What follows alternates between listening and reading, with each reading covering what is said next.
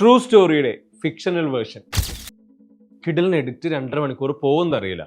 Timothy ഷാൽമയുടെ ഗംഭീര performance, perfect period setting, best actor, best picture, best director തുടങ്ങി academy അവാർഡ്സിൽ 9 nomination നേടിയ മാർട്ടി supreme. ഒരു സാധാരണക്കാരനായ തൊഴിലാളി, വർക്കിംഗ് ക്ലാസിന്റെ സ്ട്രഗിൾ, ഡിഗ്നിറ്റിക്ക് വേണ്ടിയുള്ള അയാളുടെ പോരാട്ടം, സമൂഹത്തിൽ കിട്ടേണ്ട വാല്യൂ, സെൽഫ് റെസ്പെക്ട്, ഇതിനു വേണ്ടിയുള്ള അയാളുടെ ഫൈറ്റ്.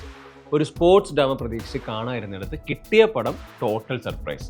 പടത്തിലെ 90% സീനുകളിലും നായകനുണ്ട്. ടൈറ്റിലിനോട് നീതി പുലർത്തുന്ന പോലെ അയാളിലൂടെ തന്നെയാണ് സിനിമ മുന്നോട്ട് പോകുന്നത്. ഡിഫറെൻറ്റ് ജോണറുകൾ സിനിമയുടെ നറേറ്റീവിൽ വരുന്നുണ്ട്. സ്പോർട്സ് ഡ്രാമ, സർവൈവൽ തുടങ്ങി ബ്രീത്തിങ് സ്പേസിനോട് ബ്രേക്ക് എടുക്കാൻ പറഞ്ഞ് ഒറ്റയിരുപ്പിൽ മാർട്ടിയുടെ വേൾഡിലിരുന്ന് കാണാൻ കഴിയുന്ന ക്രിപ്പിംഗ് പടം. മേക്കിങ്ങിൽ ഏറ്റവും ഇഷ്ടപ്പെട്ടത് കൺസിസ്റ്റൻ്റ് ആയി പോകുന്ന സിനിമയുടെ പേസും മാർട്ടി എന്ന ക്യാരക്ടറിൻ്റെ ഗ്രോത്തുമാണ്. തിമോത്തി ഷാൽമയുടെ ബ്യൂട്ടിഫുൾ ബോയ്ക്ക് ശേഷമുള്ള എൻ്റെ ഏറ്റവും ഫേവറേറ്റ് പെർഫോമൻസ് ഇതിലെയാണ്. കൂടെ ഒരു കൂട്ടം ഗംഭീര പെർഫോമൻസുകളും. മാർട്ടി റൈസ്മാൻ എന്ന ടേബിൾ ടെന്നീസ് ഹിസ്റ്ററിയിലെ പ്രധാനപ്പെട്ട വ്യക്തിത്വമാണ് ഈ സിനിമ സംഭവിക്കാനുള്ള core reason. To be valued, loved ഒക്കെയാണ് മാർട്ടിയും ആഗ്രഹിക്കുന്നത്. പക്ഷേ അവൻ്റെ ആക്ഷൻസ് എക്സ്ട്രീം ആണെന്ന് മാത്രം. അക്കാഡമി അവാർഡ്സിൽ മാർട്ടി സുപ്രീം എത്ര അവാർഡുകൾ നേടുമെന്ന് കണ്ടറിയാം. ജോർജ് സാഫ്ഡിയാണ് സംവിധാനം ചെയ്തിരിക്കുന്നത്. പുള്ളി അറിയാത്തവർക്ക് പെട്ടെന്ന് പിടികിട്ടാൻ 2019 അൺകട്ട് ജെംസ് ഓർമ്മയുണ്ടോ? ആ സിനിമയുടെ ഡയറക്ടേഴ്സിൽ ഒരാളാണ് ജോർജ്. ഉറപ്പായും കണ്ടു നോക്കൂ.